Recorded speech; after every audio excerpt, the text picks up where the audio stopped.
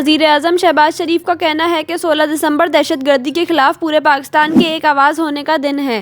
Sania APS पर अपने पैगाम में वज़ीर-ए-आज़म शहबाज शरीफ ने लिखा कि हर साल 16 दिसंबर का दिन पूरी कौम को इस कर्ब और दुख की याद दिलाता है जब दहशतगर्दों ने आर्मी पब्लिक स्कूल पेशावर में जुल्म की दास्तान रकम की। शहबाज शरीफ ने अपनी ट्वीट में लिखा कि बरसों बाद भी गम है कि भुलाया नहीं जाता। आज सानिया आर्मी पब्लिक स्कूल के शोधा से अकीदत और इनके लवाहिकीन के गम बांटने का दिन है। पाकिस्तानी कौम अपने शहीदों की कुर्बानियाँ कभी फरामोश नहीं करेगी।